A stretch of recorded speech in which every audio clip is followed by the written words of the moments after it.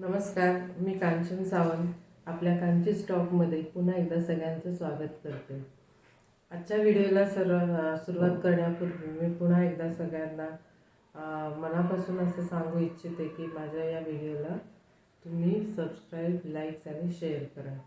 आजचा व्हिडिओ आहे तो म्हणजे HIV एड्स या आजाराविषयी आपण थोडीशी माहिती जाणून घेऊयात.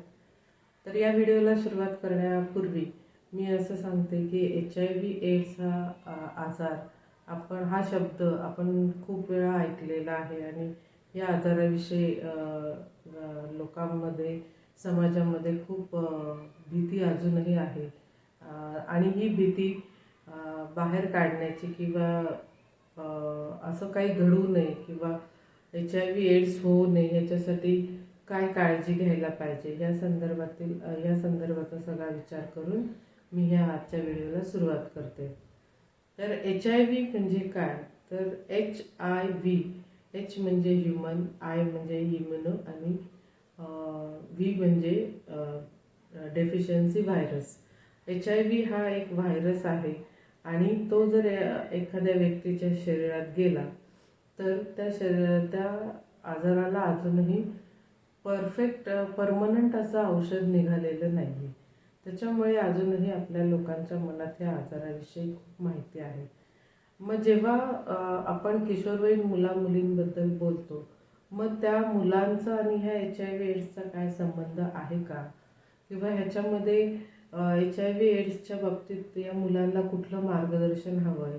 कुटुंबातनं त्यांच्याशी कुठल्या विषयावरती या संदर्भात बोलणं अपेक्षित आहे? शाळा कॉलेजेसमधनं त्यांना काय मार्गदर्शन मिळणं अपेक्षित आहे? तर ह्या सगळ्या गोष्टींचा विचार आपण आज या व्हिडिओमध्ये करणार आहोत.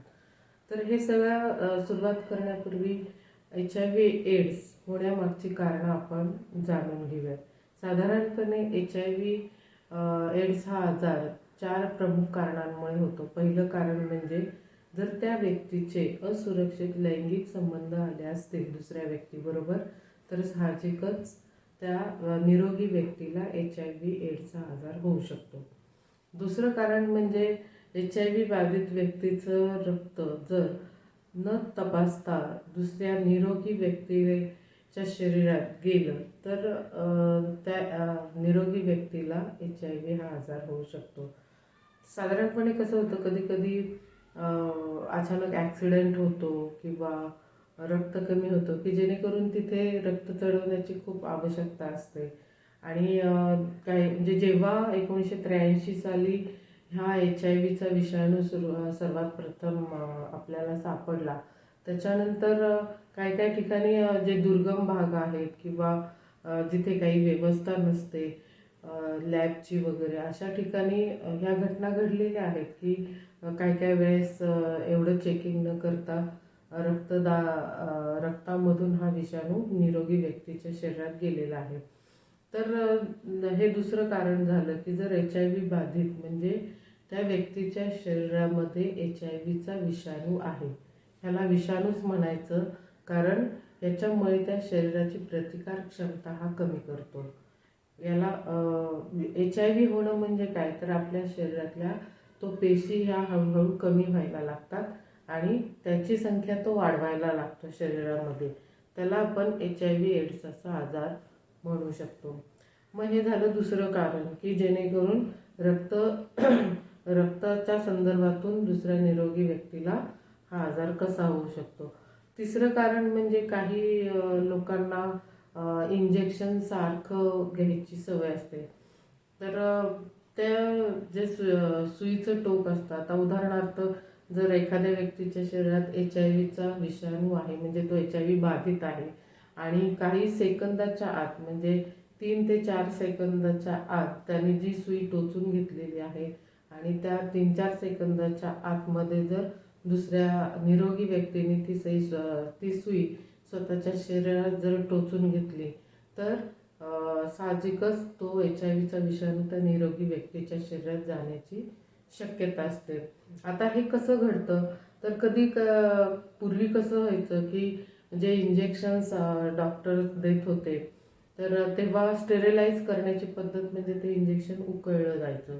पण जेव्हा जेव्हा हा आजार आला आणि आपल्याकडे नॅको ही एक HIV एड्सवर राष्ट्रीय पातळीवरती काम करणारी जी संस्था आहे, नॅशनल एड्स कंट्रोल ऑर्गनायझेशन, त्याला आम्ही नॅको म्हणतो, तर त्या संस्थेमार्फत काही या बाबतीत गाईडलाईन्स दिलेल्या आहेत, काही नियम घालून दिलेले आहेत की टेस्टिंग कसं करायचं किंवा ट्रीटमेंट कशी त्यानुसार आता अलीकडे सगळं स्टेरलाइज केलं जातं किंवा एक निडल दुसऱ्या व्यक्तीला लगेच दिली जात नाही, ती लगेच डिस्पोज केली जाते. त्याच्यामुळे HIV एड्सचं प्रमाण हळूहळू कमी व्हायला लागले. तुम्ही जर साधारण 25-30 वर्षापूर्वीचा काळ बघितला असेल तर जेव्हा ह्या आजाराने तोंड काढलं होतं तेव्हा समाजात खूप भयान वातावरण होतं की एखाद्या व्यक्तीला एड्स झाला असं समजलं की त्या व्यक्तीला समाज हा वाळीत टाकायचा, घरातनं हाकलून द्यायचा आणि त्याची अवस्था ही फार ही विचित्र आणि क्लेशकारक व्हायची. तर हे जे तिसरं कारण आहे, काही काही मुलं ड्रग्स घेतात, इंजेक्शनमधनं जे ड्रग्स ब्राऊन शुगरचं वगैरे घेतात, तर त्याचे जर त्या व्यक्तीला HIV असेल आणि तिने काही सेकंदाच्या आतमध्ये निरोगी व्यक्तीने तेच इंजेक्शनची सुई जर स्वतःच्या शरीरात टोचून घेतली तर त्या व्यक्तीला HIV एड्स हा होऊ शकतो. आणि चौथं कारण म्हणजे जर एखादी गरोदर स्त्री आहे, तिला HIV एड्स हा आजार आहे आणि तिने जर गरोदरपणामध्ये योग्य काळजी घेतली नाही तर साहजिकच त्या होणाऱ्या बाळाला सुद्धा HIV आजार होऊ शकतो. तर हे प्रमुख प्रकार झाले HIV एड्स होण्याचे, की ह्या कारणांमुळे होऊ शकतो. आता सर्वात पहिलं मी जे कारण सांगितलं होतं की साधारणपणे असुरक्षित लैंगिक संबंध ठेवले गेले आणि त्यातल्या जर एखाद्या व्यक्तीला HIV एड्स आजार असेल तर साहजिकच दुसऱ्या व्यक्तीलाही HIV आजार होऊ शकतो. असुरक्षित लैंगिक संबंध या शब्दाचा अर्थ म्हणजे काय, तर तुम्ही लैंगिक संबंध ठेवताना कंडोमचा वापर केला गेला नसेल तर त्याला आम्ही असुरक्षित लैंगिक संबंध असे म्हणतो. जर आपल्याला माहिती आहे की मला हा आजार आहे तर त्या व्यक्तीने दरवेळेस लैंगिक संबंध ठेवताना कंडोम हे वापरलाच पाहिजे.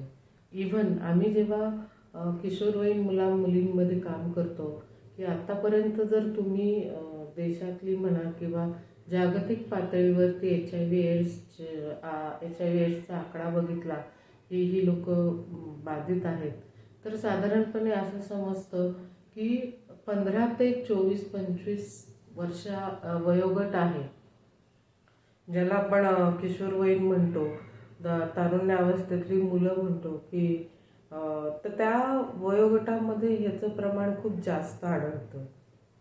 आणि त्याच्यानंतर जर तुम्ही बघितलं की 35च्या पुढं एवढं प्रमाण आढळत नाही आणि 15च्या खाली बघितलं तर साहजिकच ते आजार हे त्यांच्या आईवडिलांकडनं त्या मुलांना आलेले असतात. आता HIV एड्समध्ये असं आहे की हे जे वयोगट आहे 15 ते 24 हा म्हणजे आपण म्हणतो त्यांना किशोरी अवस्था किंवा ॲडोलेसन्स स्टेजमधली मुलं असतात. तर ह्या मुलांमध्ये मी पुन्हा एकदा त्या गोष्टीचा उल्लेख करते की ह्यांच्यात शारीरिक बदल होत असतात, मानसिक बदल होत असतात, त्यांना एकमेकांविषयी आकर्षण वाटत असतं, लैंगिक संबंध ठेवावेसे वाटतात. तर हे जे सगळे बदल होत असतात तर ह्याचा अनुभव घेण्यासाठी ही तरुण मुलं कधीकधी शारीरिक संबंध हे ठेवत असतात, त्यांना त्याच्याविषयी आकर्षण वाटत असतं आणि त्यामध्ये जर त्यांनी विदाऊट कंडोम म्हणजे कंडोम न वापरता जर शारीरिक संबंध ठेवले गेले आणि त्याच्यातल्या जर एखाद्या व्यक्तीला HIV एड्स हा आजार असेल तर 101% त्या दुसऱ्या निरोगी व्यक्तीला HIV एड्सचा आजार होऊ शकतो. हे जर कारणं ह्या वयोगटातल्या मुलांना आपण व्यवस्थित समजून सांगितली तर ती मुलं त्याच्या बाबतीत अवेअर राहतील आणि त्याच्या बाबतीत काळजी घेतील स्वतःची, की जरी असं काही तुम्हाला तुमच्या भावना निर्माण झाल्या, लैंगिक संबंध ठेवावेसे वाटले किंवा काय झाले किंवा अशी परिस्थिती झाली की तुम्ही लैंगिक संबंध ठेवण्याची गरज पडली तर तुम्ही तिथे कंडोम वापरून सुरक्षित संबंध ठेवू शकता आणि या आजारापासून तुम्ही आपला बचाव करू शकता. या वयोगटाला या आजाराविषयी जास्त माहिती देण्याची फार आवश्यकता आहे आणि त्यानुसार आपण जाणीवपूर्वक या वयोगटासाठी पूर्ण मार्गदर्शन केलं पाहिजे. वेगवेगळ्या शाळा कॉलेजेसमध्ये ह्या विषयांबद्दल जागृती केली पाहिजे आणि तसं केलं जातं. त्याचा परिणाम असा आहे की जेव्हा तुम्ही 25-30 वर्षापूर्वीचा काळ बघितला होता आणि आजचा काळ बघितला तर आजचा ह्या आजाराचं प्रमाण खूप कमी आलेलं आहे आणि ह्याचं यश म्हणजे असं आहे की आता मुलांना जाणीव झालेली आहे की असं हे घडू शकतं. आपण जर योग्य वयात योग्य काळजी घेतली नाही तर आपल्या हातनं एखादी चूकसुद्धा खूप मोठी महागात पडू शकते आणि आपलं आयुष्य पूर्णपणे उद्ध्वस्त होऊ शकतं. माझ्याकडे एक केस होती आणि ती म्हणजे एक मुलगी होती, साधारणपणे 18-19 वर्षाची असेल आणि ती जेव्हा आमच्याकडे आली, प्रेग्नंट होती ती. तर ती आली तेव्हा तिची आम्ही प्रेग्नन्सीची टेस्ट HIV ची टेस्ट केली. कारण अलीकडे कसं होतं की तुम्ही सरकारी दवाखान्यात गेला काय किंवा प्रायव्हेट खाजगी दवाखान्यात हॉस्पिटल्समध्ये गेला तरी गर्भवती म्हणजे ज्या प्रेग्नंट महिला आहेत त्यांची सर्वात बाकीच्या टेस्ट ज्या असतात त्याच्याप्रमाणे HIV एड्सची तपासणी केली जाते प्रामुख्याने. तर त्या टेस्टमध्ये ती मुलगीच म्हणायचं कारण ती 18-19 वर्षाची होती, तेवढी पण नसेल, इतकी लहान ती मुलगी होती आणि तिची टेस्ट पॉझिटिव्ह आली. पॉझिटिव्ह म्हणजे काय की तिच्या शरीरात HIV एड्स हा विषाणू आहे.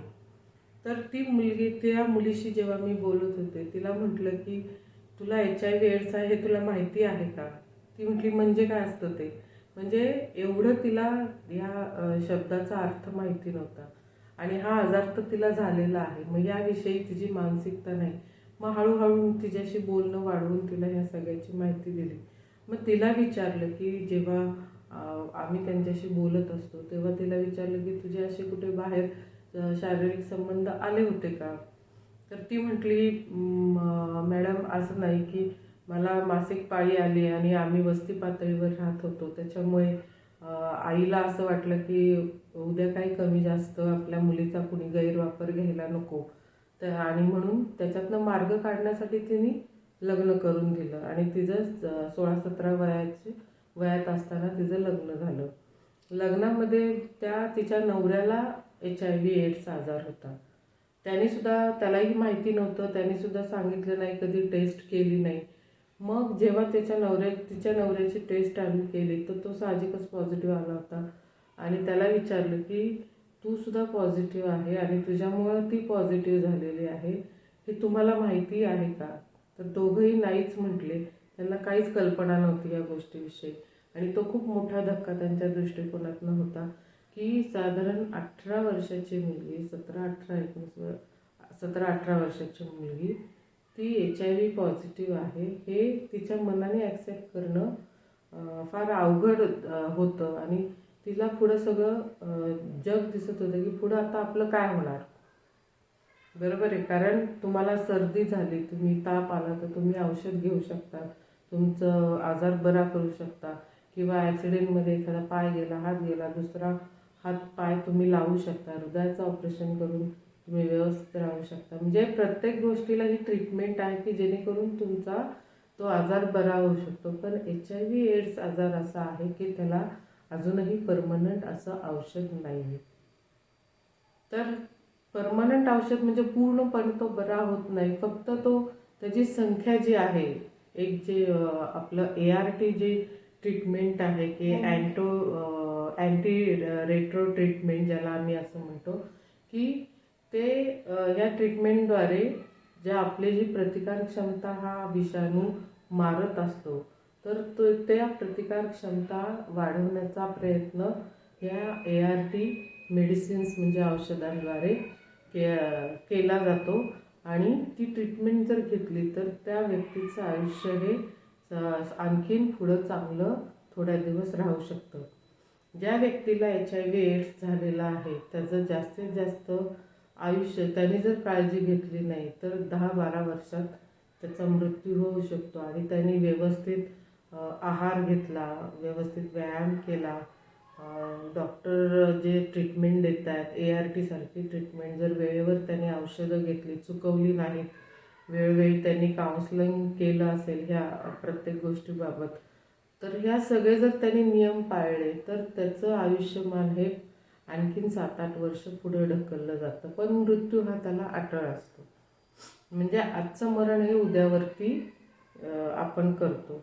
पण अशी खूप उदाहरणं आपल्याकडे आहेत की ह्या ART औषधामुळे त्यांचं आयुष्य खूप छान झालेलं आहे. आणि सर्वात महत्त्वाचं म्हणजे ह्या व्यक्तींकडे पॉझिटिव्ह दृष्टिकोनातनं आपण बघितलं पाहिजे, समाजाने बघितलं पाहिजे. नाहीतर काही काही ठिकाणी तर असं आहे की त्यांना हाकलूनच दिलं जातं घराबाहेर. तर असं न होता त्यांच्याकडे जर तुम्ही पॉझिटिव्हली आणि व्यवस्थित मानसिकतेने, चांगल्या मानसिकतेने त्यांच्या दृष्टिकोन जर ठेवला तर साहजिकच त्यांना आणखीन जगण्याची उमेदही वाढू शकते. त्या मुलीच्या बाबतीत जर बोलायचं झालं तर ही छोटीशी गोष्ट, म्हणजे पाळी आली म्हणून तिचं लग्न झालं आणि त्या मुलाचे वयात येत असताना त्याला शरीर संबंध ठेवावेसे वाटत होते म्हणून त्यांनी बाहेर शरीर संबंध ठेवले की ज्या व्यक्तीला HIV एड्सचा आजार होता आणि तिच्याकडनं त्या नवऱ्याला आणि नवऱ्याकडनं त्या बायकोला आणि बायकोकडनं आता त्या होणाऱ्या बाळाला HIV एड्सचा आजार झालेला होता. तर ही जी प्रक्रिया आहे ह्याच्यात जर आपण व्यवस्थित लक्ष दिलं असतं, त्या मुलाशी त्याच्या घरच्यांनी वयात येताना शारीरिक मानसिक बदल सांगितले असते किंवा असं काही घडायला लागलं तर तू आमच्याशी शेअर कर ह्या गोष्टी, त्याच्यावर आपण उपाय शोधूयात. किंवा त्या मुलीला स्वसंरक्षण शिकवलं असतं, तिच्या आईने शिक्षण दिलं असतं. किंवा पाळी येणं म्हणजे नुसतं आई होणं किंवा हे एक ओझं आहे हा दृष्टिकोन जर तिने बदलला असता तर ती मुलगी थोडी शिकली असती किंवा तिच्या पायावर उभी राहिली असती आणि तिला ह्या गोष्टींना सामोरं जायची वेळ आली नसती असं मला वाटतं. उदाहरण सांगण्यामागचा उद्देश एकच आहे की असे हजारो उदाहरणं आहेत आपल्याकडे की ज्यांचं आयुष्य पूर्णपणे हे उद्ध्वस्त झाल्यासारखं आहे. तर हे असं होऊ नये म्हणून आम्ही पुन्हा एकदा पालकांना असं म्हणतो की जेव्हा मुलगा मुलगी किशोर वयात येते, 10 ते 19 वयोगटात येते, त्यांच्याशी तुमचा संवाद हा वेगळ्या पद्धतीचा असलाच पाहिजे. तुम्ही जर त्यांच्याशी या विषयावरती बोलला नाहीत तर ते साहजिकच बाहेर त्याचं मार्गदर्शन मिळवतात. आणि तुम्हाला माहिती आहे आपल्याकडे इंटरनेट आहे, मोबाईल आहे की ज्याच्याकडनं मुलं कुठल्याही क्षणी कुठल्याही वेळी काही माहिती बघू शकतात, ऐकू शकतात.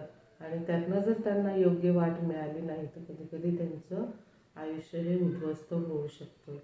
तर HIV एड्स HIV एड्स हा कसा होतो, त्याची कारणं कोणती, त्याच्यावरती उपाय आहेत का, आणि उपाय असले तर ते कोणते आहेत की जे ART ही खूप मोठी आणि महत्त्वाची जी ट्रीटमेंट आहे, औषध आहे की जेणेकरून आपल्या शरीरातले जे CD4 काउंट असतात, ज्या पेशी असतात, ज्या म्हणजे तुम्हाला सांगितलेलं आहे की लाल पेशी आणि पांढऱ्या पेशी, ह्या पेशींची संख्या हे औषध कमी होऊन देत नाही आणि HIV ग्रस्त जी व्यक्ती असेल तिचं आयुष्य हे आणखीन वाढवण्याचा प्रयत्न करतं. या संदर्भात काही काही व्यक्तींचे असे प्रश्न आहेत की एकत्र जेवल्याने HIV एड्स होतो का, तर अजिबात नाही.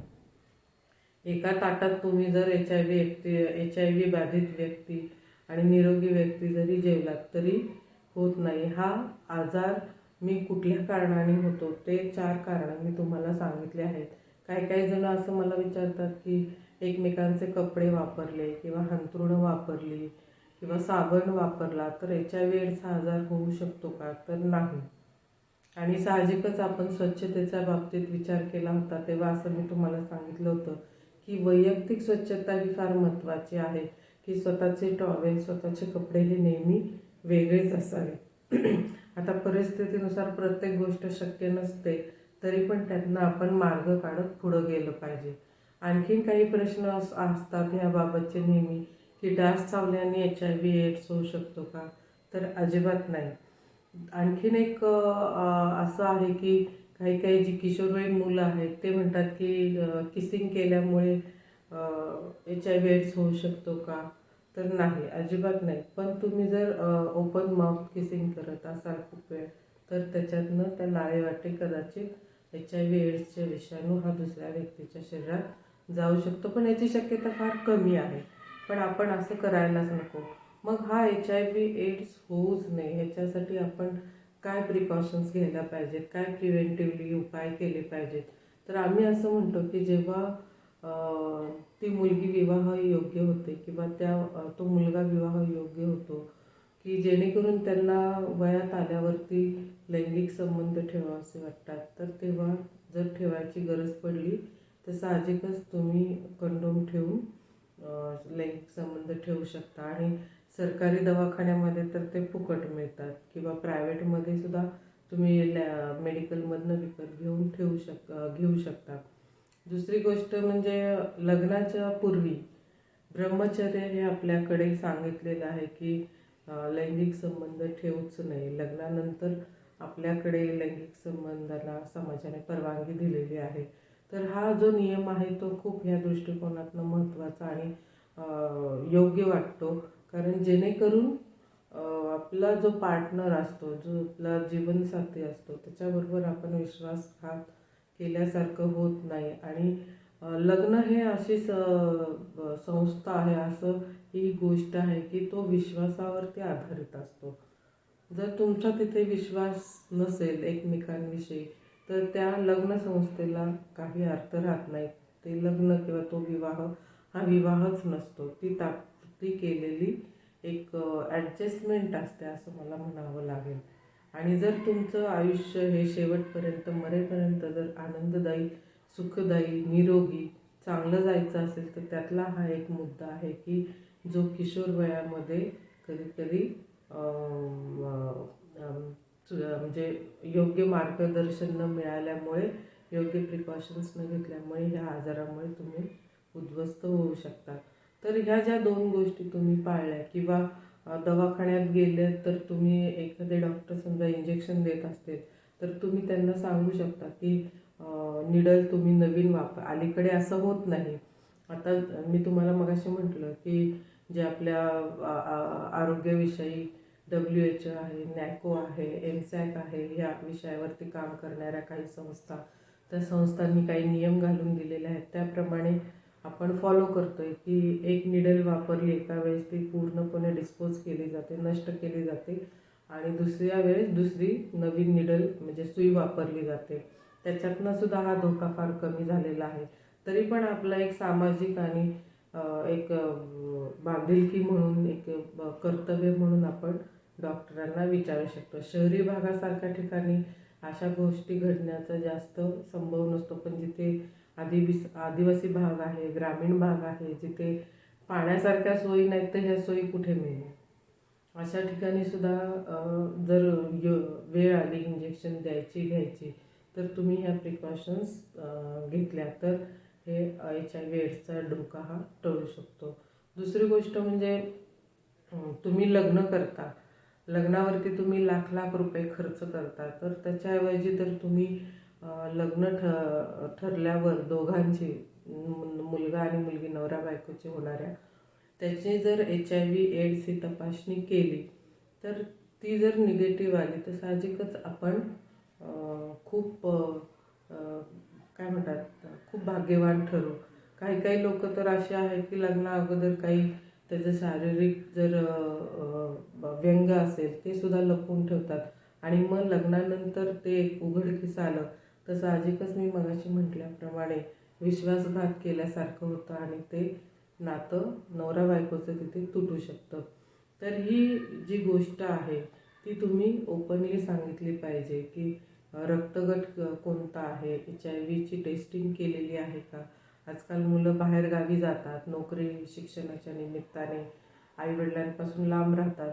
तर ह्या सगळ्या गोष्टींचा विचार करून तुम्ही लग्न करताना HIV एड्सची दोघांची तपासणी करून घ्यायला पाहिजेत, रिपोर्ट समोर दाखवायला पाहिजेत आणि त्याच्यानुसार तुम्ही पुढे निर्णय घेतले पाहिजेत. जर तसं केलं असतं तर त्या 17-18 वर्षाच्या मुलीला 18व्या वर्षी तिचं आयुष्य हे उद्ध्वस्त झालं नसतं.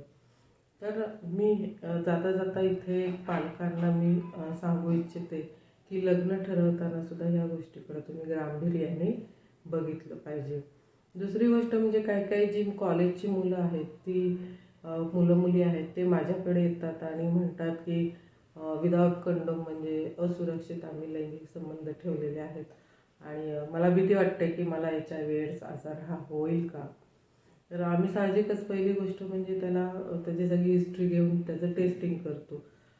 तर त्या टेस्टिंगमध्ये तो जर पॉझिटिव्ह आला तर साहजिकच त्याला HIV एड्स हा आजार आहे आणि जर ती टेस्ट निगेटिव्ह आली तर समजायचं त्याला HIV एड्स आजार नाही. पण इथे मी पण हा एक शब्द वापरते कशासाठी, कारण हा विषाणू जेव्हा शरीरात जातो तर त्याला त्याचं शरीरात अस्तित्व वाढवायला साधारणपणे 3 ते 4 महिने लागतात. म्हणजे 3 महिने तरी लागतात, 3 ते 4 महिने. आणि त्याच्यानंतर मग तो पूर्ण त्याचे जंतूंची वाढ करतो आणि आपल्या पेशींवरती हल्ला करायला लागतो. आणि मग जर 3-4 महिन्यांनी त्यांनी पुन्हा टेस्ट केली तर 101% ही टेस्ट पॉझिटिव्ह येऊ शकते. तर ज्या मुलामुलींना जर पहिल्यांदा त्यांना असं कळलं की अरे एवढं संबंध आले, तर कधी कधी माहिती नसतं, पार्टनरची हिस्ट्री माहिती नसते आणि आले तरी माझी टेस्ट निगेटिव्ह आली, ती मुलं खुश होतात. पण त्याला आम्ही विंडो पिरियड म्हणतो की आत्ता जरी तुमची टेस्ट निगेटिव्ह आली असेल आणि तुमचे जर असे असुरक्षित लैंगिक संबंध आले असतील खूप वेळा, एकदा असेल किंवा अनेकदा असेल, तर तेव्हा तुम्ही 3-4 महिन्यांनी पुन्हा टेस्ट केली तर ती पॉझिटिव्ह येऊ शकते. ह्याच्याकडे तुम्ही गांभीर्याने लक्षात ठेवायला पाहिजे. मग तेव्हा ती मुलं खूप उद्ध्वस्त होतात किंवा नाराज होतात आणि दुःखी होतात, कारण त्यांना हे माहिती नसतं की पुढं हे असं असं वाढलेलं आहे म्हणून. तर इथे मी मुलांना पुन्हा एकदा सांगते की शक्यतो शारीरिक संबंध हे लग्नापूर्वी ठेवूच नये आणि जरी ठेवण्याची वेळ आली तरी पुन्हा एकदा सांगते की कंडोम ठेवूनच तुम्ही लैंगिक संबंध ठेवावेत. तर HIV एड्सवरती मी थोडी प्राथमिक माहिती पालकांना आणि मुलांना देण्याचा या व्हिडिओतनं प्रयत्न केलेला आहे. तसं बघायला गेलं तर HIV एड्सवरती आपण डिटेलमध्ये माहिती घेतली तर त्याला खूप वेळ लागेल. पण आत्ता किशोरवयीन मुला-मुलींना जर ह्या साध्या सोप्या भाषेतनं जर असं त्यांना मार्गदर्शन केलं तर साहजिकच ते आपले स्वतःचे निर्णय आणि स्वतःची काळजीही घेऊ शकेल. तर आज मी इथेच थांबते आणि हा व्हिडिओ बघितल्यावरती तुम्हाला सबस्क्राईब, लाईक करा ही पुन्हा एकदा विनंती करते. धन्यवाद.